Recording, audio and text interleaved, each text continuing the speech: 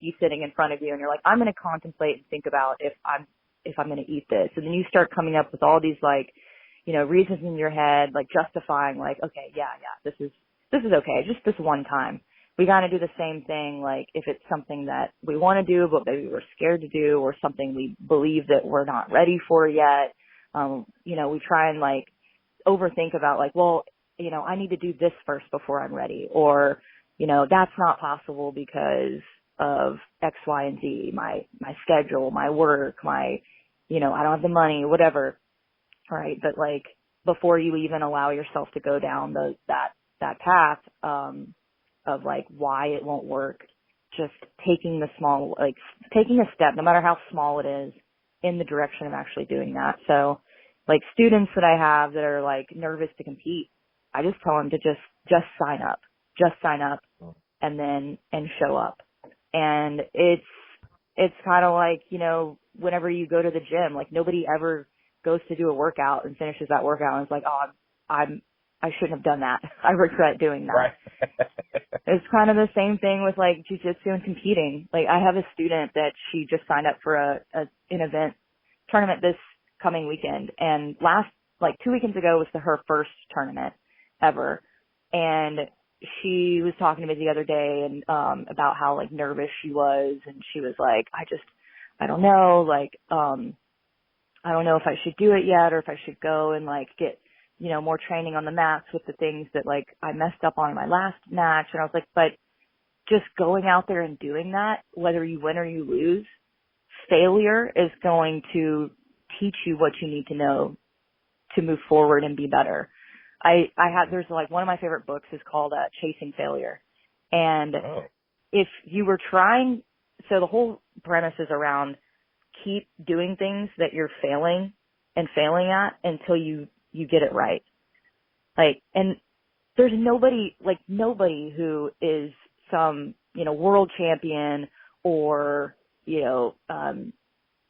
CEO 500, whatever, like business owner that hasn't failed multiple times before they got to where they are now. So if you're failing, then you know you're heading in the right direction because you're taking action. That's kind of like my mindset on it, is like do the things that are scary. Like, and if you're failing, you're collecting data to move forward in the direction of progression. Because if you're not failing, then you're not really like learning. I mean, you do learn even on the wins, but you know, if you're not failing, you're not pushing yourself hard enough is kind of the way that I see it. There's those very few people like Gordon Ryan, but you know what? Before Gordon Ryan got to where he was now, he had a lot of losses. True. So, yeah. Yeah, you can't fail from the couch. So unless you're actually going out and doing it and trying it. And of course, like you were saying, you have to learn from your failures. Like, yes, you can fail, but if you keep failing the exact same way over and over and over again and keep doing the same thing, you know, that is the definition of insanity. So there's, you know, you have to be out there and actually doing it to fail and then learn from said failures so that you know next time when something similar like that happens, you know what to do and you know how to be better at it. Yeah. And I think that that's kind of like one of the ways you can also get better at going after the things that you want. Like the question you asked me a couple minutes ago about like, you know, what are like things that people can do to kind of push them in the direction of going after these things that maybe they think that they can't do or aren't ready for. And I think trying to reframe your perspective on what it means to do whatever that thing is, will help, rather than looking at it like this is something that I have to do and I'm focused on the outcome and what happens. Rather look at it like this is something that I get to do and I don't care what happens. It's the process and the experience of going out and getting to do it and experience it and just be curious about what that experience is going to look like, whether it is a win or a failure. And, you know, I think that if people can look at like life and these things that are intimidating to them in a way that is like that they're curious about the experience rather than placing emphasis on what the outcome looks like. I think that sort of perspective can help people like rather get excited about whatever it is they're trying to go after rather than being afraid of it.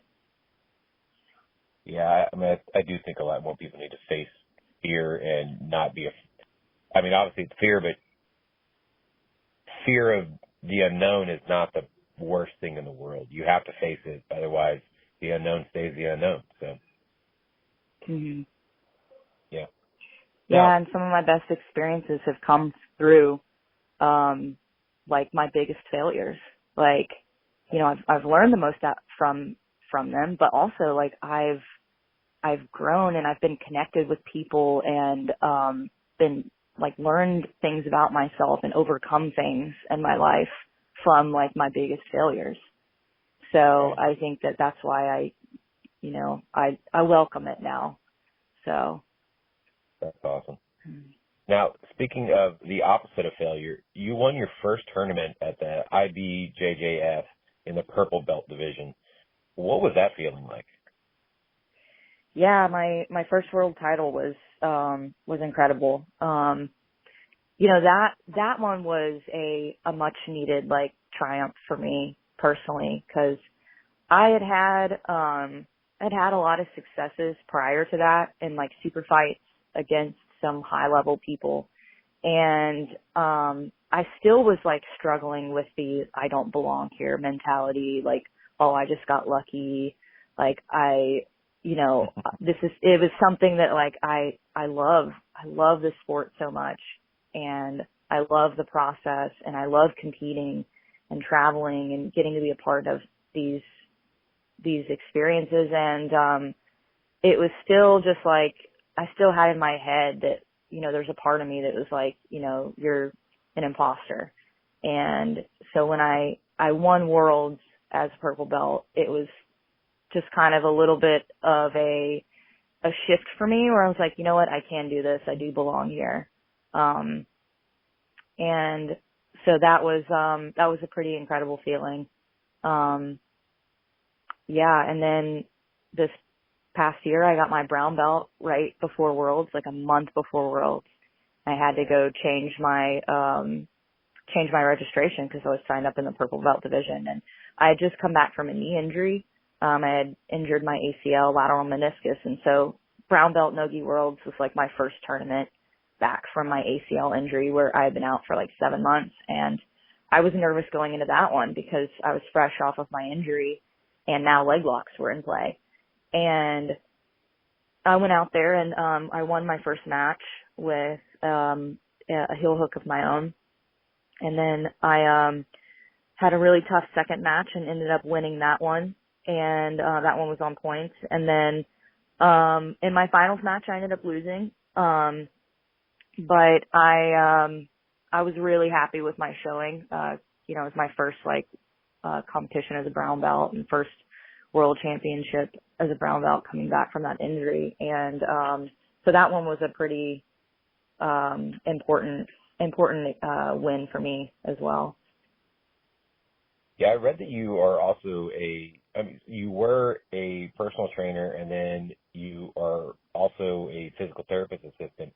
Having an injury like that, I imagine you already knew what to do training-wise and recovery-wise to get better, but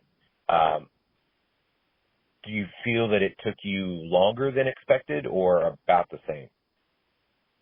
For that knee injury compared to like other ones? Yeah. I think that I healed like pretty quickly. And I avoided surgery. So that's the most important thing. To me, like I've had so many injuries, like even before jiu-jitsu. I grew up like riding and training horses too. So I've been in a lot of, lots of accidents when I was younger. This is also a reason why it was probably good that I went to jiu-jitsu and not MMA, because I've had over 10 concussions in my life. And I probably shouldn't get my head rocked too much more. But, but yeah, so I have had a lot of injuries already, and since I went through PT school, it's definitely obviously helped a lot with my understanding of how to recover and heal the body. And surgery is usually not necessary. I think that's one of the things that people MRIs too. So many people get injured and they're like, oh, go get an MRI, and you really don't need that, and they're insanely expensive.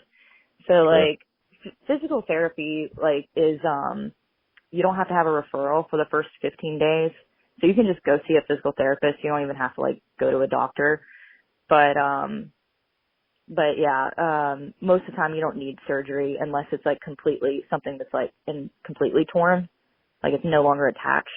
But I definitely came back from this knee injury a lot faster, and I did a lot of my rehab on my own, but it was at home, but it was mostly a big part of my recovery was one of my sponsors, ROI. It's a sports physical therapy and performance center out here in Austin.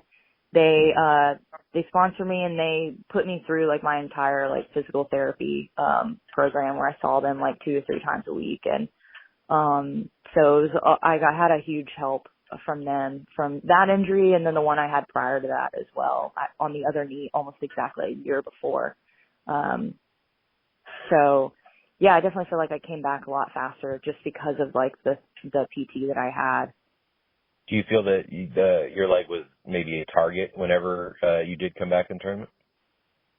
No, I don't really think anybody, honestly, I don't know if anybody even knew about it. But, and even if they did, it never was a problem in my match. It never really got into a scenario where I was having to keep it safe and defend it. So no, it didn't, it never really came up. Nice. So you're over 30 competing at such a high level, and I've read that it's more a younger person's game, but obviously we talked earlier about, there's different age brackets now. How do you recover, and I guess tell us about your recovery routines? Yeah, so I think that especially as an older athlete, recovery and sleep, nutrition, hydration are the most important factors. Growing up, I've done some sort of sport my whole life, and I was always taught the mentality of push yourself until you feel like you're going to die. And that makes you stronger. And really it's when we sleep and when we recover that we're rebuilding and we're becoming stronger.